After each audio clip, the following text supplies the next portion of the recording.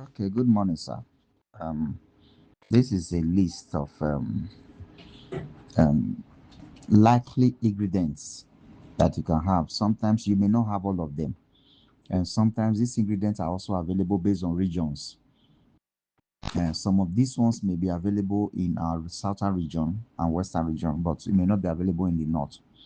Now, when it comes to the mixing of it, most of the times it is only um, PKC, GMC, salt, bone meal, and limestone that should not be too many. They are always in small quantity because if there are many, they can influence the stomach of the animal.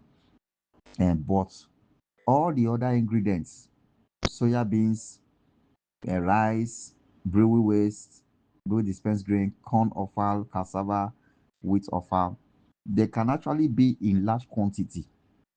In large quantity. The reason is because um when it comes to goats, if you give goats only wheat, this number one there, they will eat it. It will not have effect in them. If you give them only cassava, they will eat it. Not they can they will eat it. It will not have problems. They will not have problem.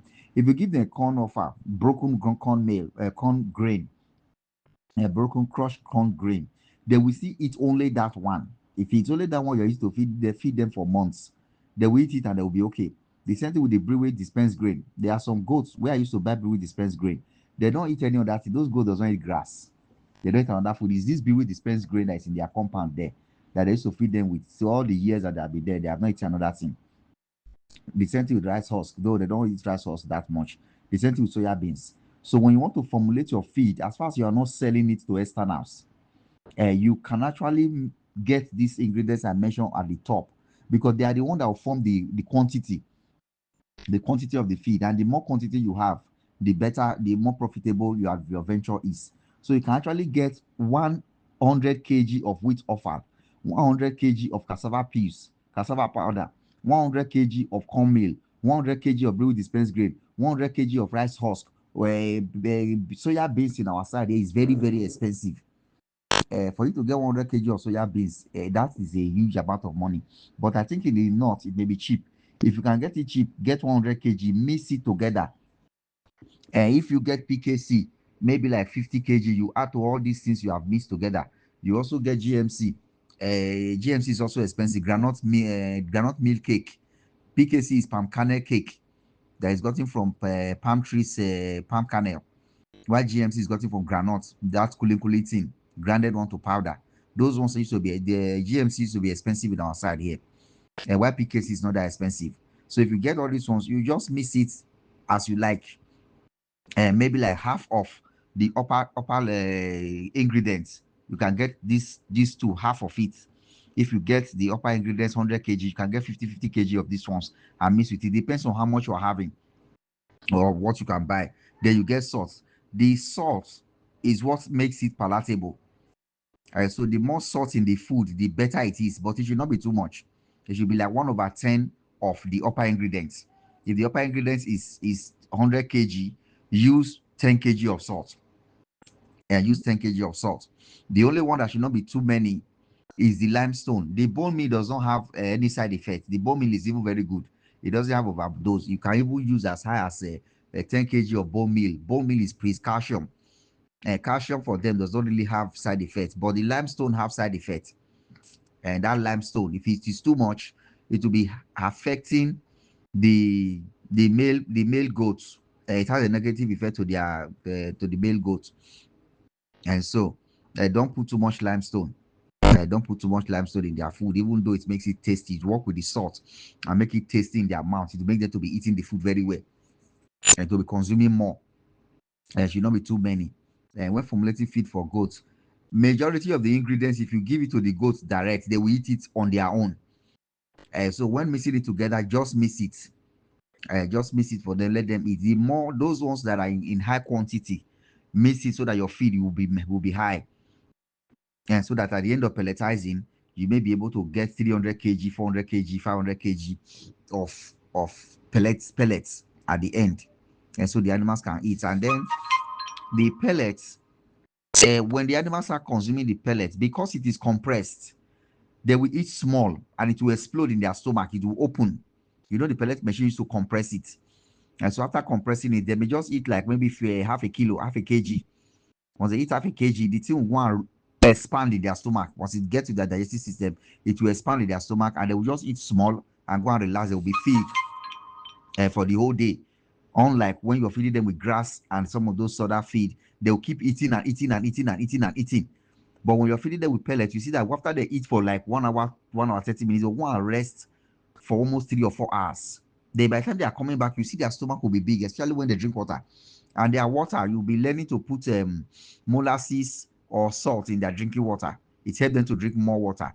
The more water they drink, the more their blood will be flowing very well and increasing, and they'll be eating more, and they'll be getting fat. I see. So that's that, sir. There are some other micronutrients like lysine, methionine, toxic binder. But if you're not toxic binder, and then sometimes palm kernel, palm oil, that palm oil, you sprinkle it on it when they want to eat it, because once you add palm oil to it and you are preserving the feed, sometimes it used to have a negative effect on the preserved feed. So if you want to use palm kernel as your toxic binder, you mix it up in a can. Once they put their feed in their feeding trough, they will spray that palm kernel on it. They will spray the palm kernel with a sprayable small hand sprayer. You can actually mix that palm kernel and spray it on it. And then the molasses, you will put molasses in their drinking water. And some people used to put molasses on their feed, but you can put it in their drinking water, because sometimes if you add all those things to feed, it reduces the preserving lifespan. Is it chef life they call it now? Once you mix all those things to that feed, those palm oil and molasses, if you mix it to it and store the feed, sometimes the feed will get spoiled on time. I see it. And then sometimes when you're making feed, you can get dry pepper. That pepper that we used to eat, human being used to eat. You can get 1 kg and sprinkle it in 100 kg of goat feed. You sprinkle the feed on it, and to be helping to develop their subcutaneous fats. You can get 1 kg for 100 kg of feed. You 1 kg of pepper for 100 kg of feed. You make sure the pepper is very dry so that it doesn't form mold on the feed later. You sprinkle it and mix it up with it. It used to help. These are the reason why I didn't write them on the list is because sometimes they are on the book principles and they are off the book principles. And there are some things we do that are off the book. So we can't put it on the book. It's something we have learned over the years. So there are some unauthorized skills, if I can use that word. So we do that. Some even go to the extent of getting the limestone, no, potassium chloride. There's something human beings used to consume that is called potassium chloride. You can grind it up and add it to your animal feed. All those things used to help their subcutaneous fats. So when you see that some of those people who are basing their animals on grass, dry feed, when they're having mortality, we who used to put some of those small on of the book things like palm oil, pepper, lime, potassium chloride, we used to add it to our feed. Our animal seems to be more of um, free range animals rather than farm animals, because the free range animals can actually go to human dustbin and eat cooked beans that had pepper and oil, and they have so many things, and eat the soup that human beings to eat. So from there they get some of those pepper and oil to their system, while the farm animal who is locked up somewhere is just like a vegetarian. And like we who are not vegetarians, the way our body will resist, the energy we have is different from the energy that the vegetarians have. And so that's why we over the times begin to add some of those things that the free range animals are getting to eat, that the farm animals are not getting to eat. Because at the long run, you will see that the free range animals, they used to be stronger. All those animals that are roaming the streets, they don't have anybody controlling them. They go anywhere and everywhere. Some of them used to be more hardier. They used to be more stronger than the ones we lock up in the farm.